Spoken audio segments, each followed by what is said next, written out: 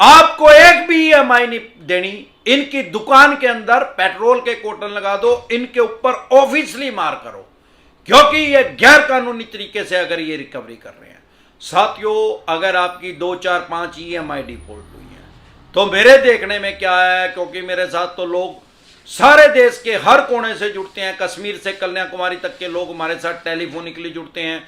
61 country में 61 देशों में हमारी वीडियो और देखी जा रही है हमारे देश के अलावा, वहां से भी लोग हमारे साथ टेलीफोनिकली जुड़ते हैं। सबसे ज्यादा दिक्कत, परेशानी, प्रॉब्लम, समस्या क्या आ रही है?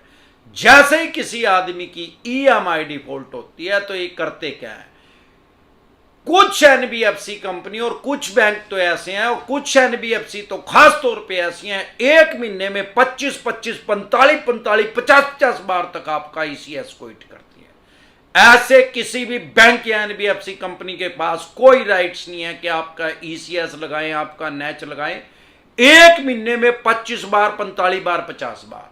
क्योंकि अगर ये 25 बार भी आपका ईसीएस हिट कर रहे हैं तो आपको हर बार जिस बैंक में आपका अकाउंट है वो बैंक आपसे प्लंटी ले रहा है, वो एक किस्म की चेक बाउंस की प्लंटी मांग रहा है। अगर आपका किसी प्राइवेट बैंक में है तो बहुत से बैंक तो 500-600 रुपए एक बार के ले रहे हैं। भाई अगर 25 बार भी कर दिया तो 12,500 रुपए तो वो बैंक ले रहा है। फिर ये एनबीएफसी कंपनी कलाकारी क्या कर रहे हैं, ये हर बार के ईसीएस बाउंस चार्जेस लगाते जा रहे हैं, 700-800 रुपए इनके हैं। तो अगर 25 बार कर दिया तो भाई 20,000 रुपए इनके बन गए, 12,500 उसके भुप्पा के बन गए, 32,500 रुपए हो गए। अरे लोगों की किस्त 20,000 रुपए है यार, 32,500 रुपए ब्याज प्लंटी जुर्माना लगा दिया, ये कहां का न्याय है? अगर आपके पास ऐसा ये कर रहे हैं तो आपको फार्मूला 44 फिट करना पड़ेगा, इनके ऊपर निंजा टेक्निक यूज करनी पड़ेगी।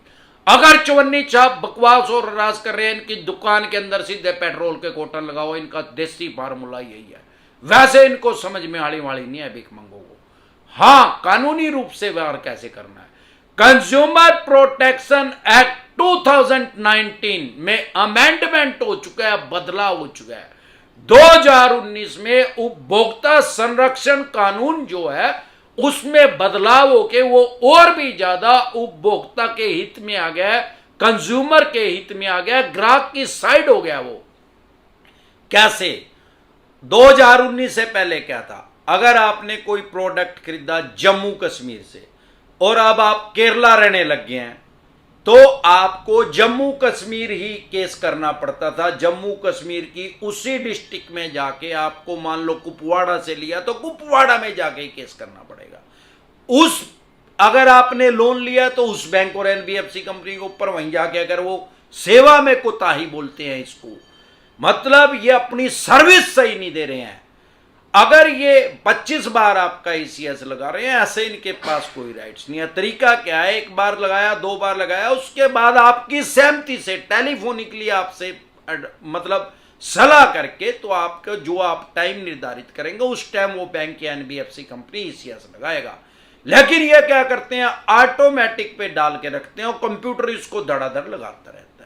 पहले क्या था, अगर आपने लोन वहां से लिया या कोई प्रोडक्ट जम्मू कश्मीर से लिया, आप केरला रहने लग गए, आपकी गवर्नमेंट जॉब है, बिजनेस है, कुछ और कारण से वहां से आप चले गए, तो आपको अगर केस करना था वहीं करना पड़ेगा।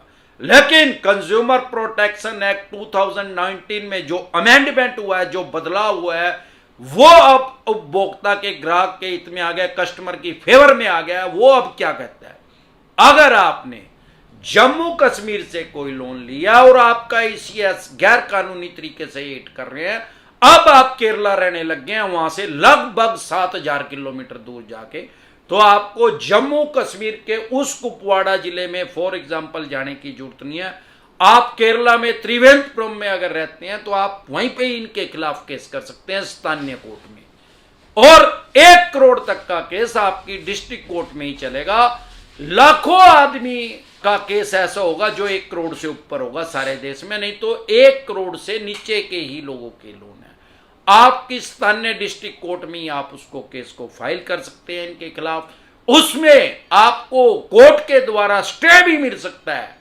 अगर आपको कोर्ट की आपकी बात कोर्ट को समझ में आ गई कि इस आदमी के साथ सेवा में कोताही बरती जा रही है, गैर कानूनी तरीके से इसके खिलाफ एक्शन लिया जा रहा है, बैंक इसका फाइनेंशियल लॉस कर रहा है, तो आपको स्टे भी मिल सकता है कंज्यूमर कोर्ट से।